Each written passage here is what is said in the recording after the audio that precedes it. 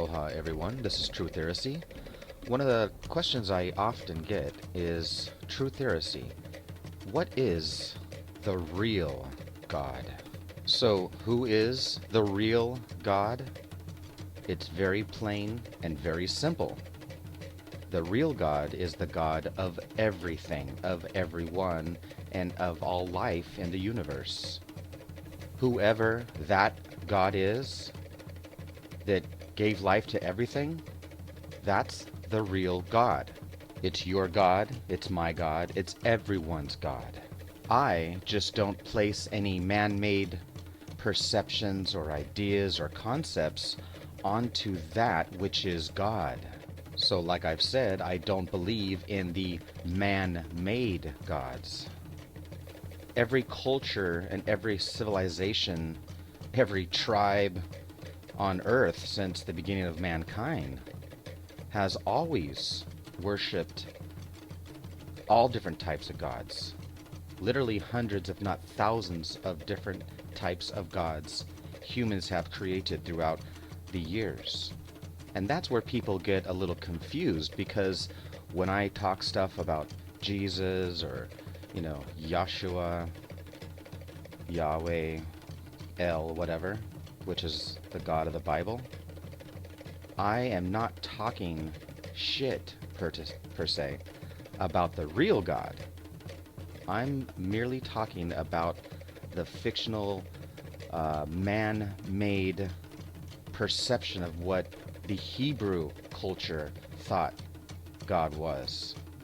So Hawaiians have their Pele goddess. The Greeks had Zeus. I mean, I could sit here for an hour straight naming off thousands, basically, of gods that humans have made up. And the Elohim, or the gods of the Bible, are no exception.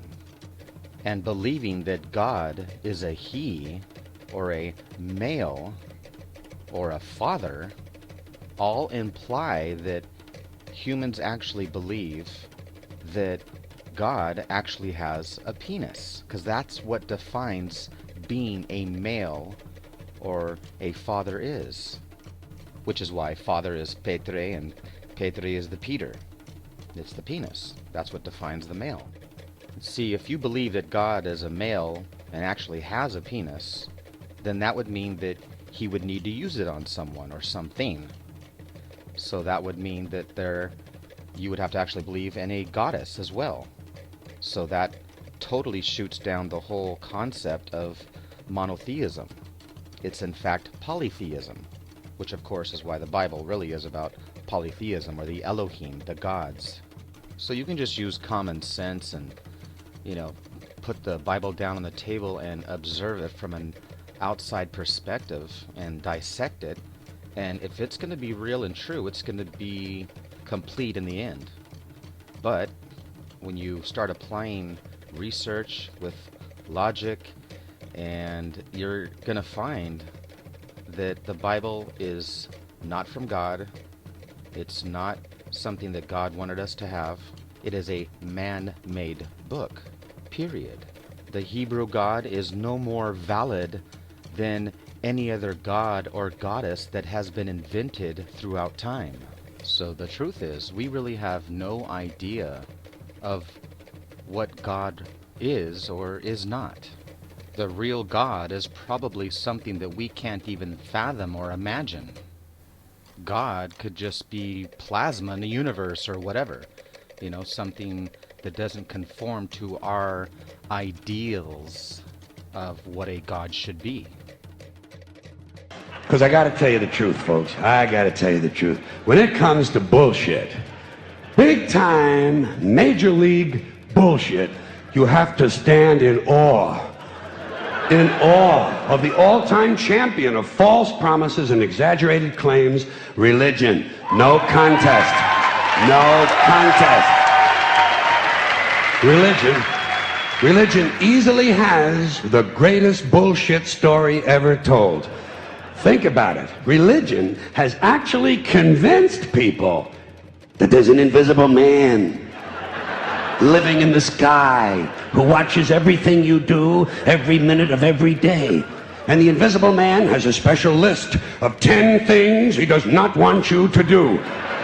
And if you do any of these 10 things, he has a special place full of fire and smoke and burning and torture and anguish, where he will send you to live and suffer and burn and choke and scream and cry forever and ever till the end of time. But he loves you. Religion takes in billions of dollars, they pay no taxes, and they always need a little more. Now, you talk about a good bullshit story. Holy shit. I want you to know something. This is sincere. I want you to know, when it comes to believing in God, I really tried. I really tried. I tried to believe that there is a God who created each of us in his own image and likeness, loves us very much, and keeps a close eye on things. I really tried to believe that, but I gotta tell you, the longer you live, the more you look around, the more you realize something is fucked up. Something is wrong here. War, disease, death, destruction, hunger, filth, poverty, torture, crime, corruption, and the ice-capades. Something is definitely wrong. This is not good work. If this is the best God can do, I am not impressed. Results like these do not belong on the resume of a supreme being. This is the kind of shit you'd expect from an office temp with a bad attitude. And just between you and me, in any decently run universe, this guy would have been out on his all-powerful ass a long time ago. And by the way, I say this guy because I firmly believe, looking at these results, that if there is a God, it has to be a man. No woman could or would ever fuck things up like this.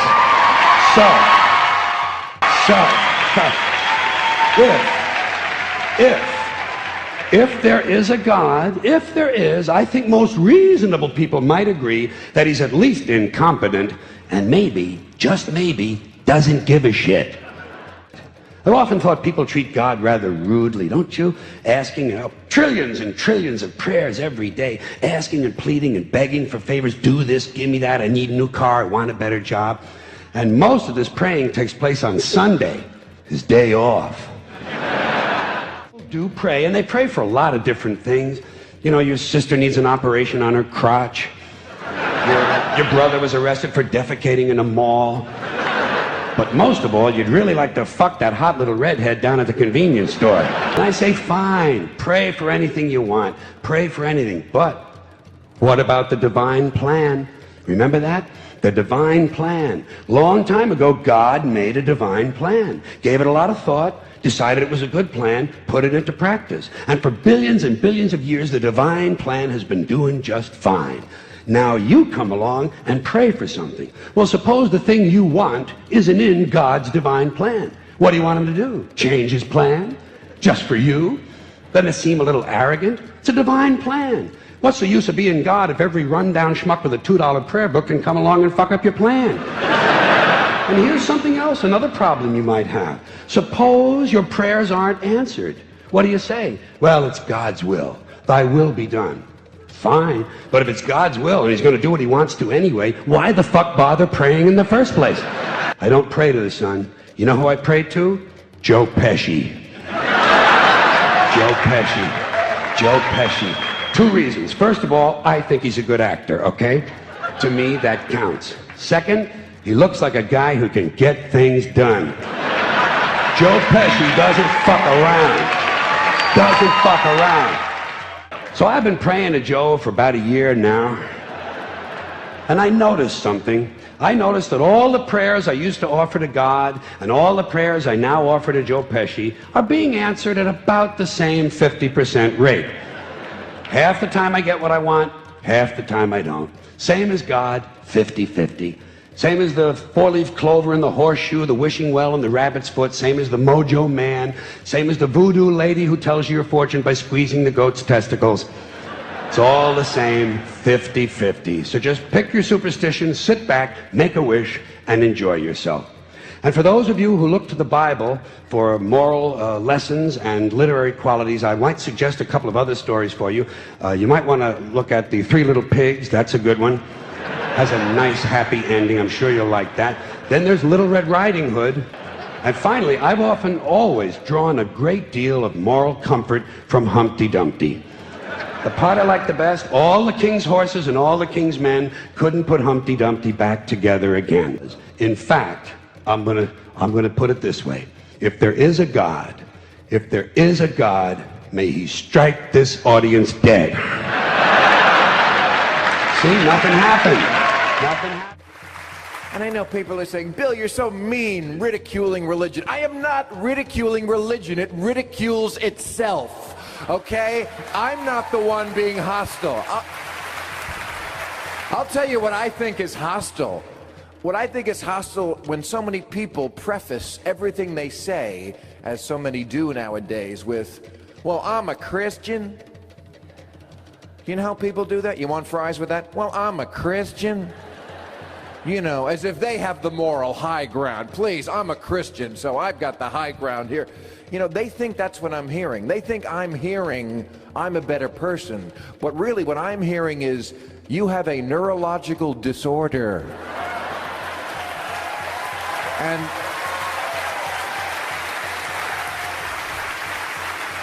same as when they say Jesus is always with me. I'm hearing, okay, that's called having an imaginary friend.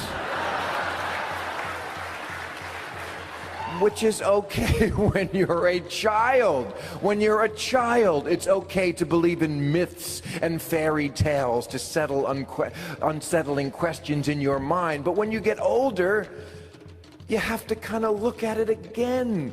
Yes, it's not your fault. I'm not being hostile. I'm trying to find a way to understand how otherwise bright people can believe in stuff that is nonsensical and spiritually unnecessary. And the reason is because they did it to you when you were a kid. I also was raised Catholic.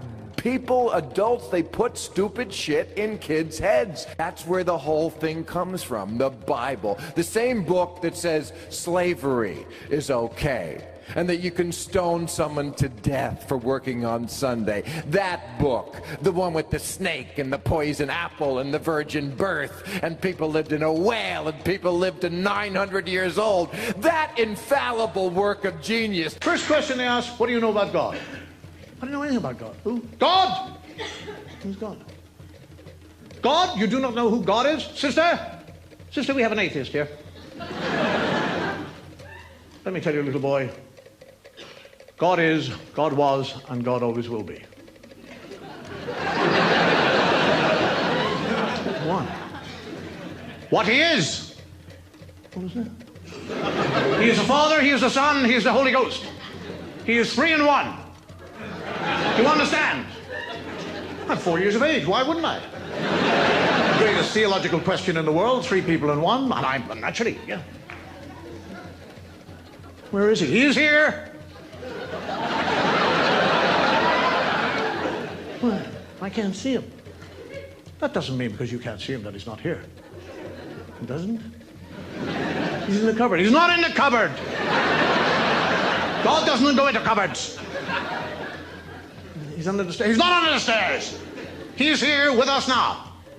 He's upstairs, he's downstairs, he's outside, he's inside, he's everywhere. I think he's a big one. I see it.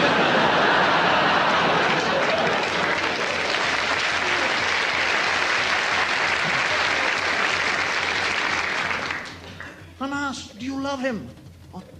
Do you love him? I don't know. I've never seen him. God loves you. And he wants your love. But if you do not give him your love, he will cast you into everlasting flame. What? He will cast you into everlasting flame. Have you ever burnt yourself? I burnt myself on the candle. What was it like? Very sore. Can you imagine that pain all over your body? That's what will happen to you if you do not love God. What do you think of that? I love him. I love him! Thank you everyone for watching and listening. If you have any comments, please leave them on the video and I'll try to address them. Thank you very much. Peace, love, and wisdom. Truth Heresy.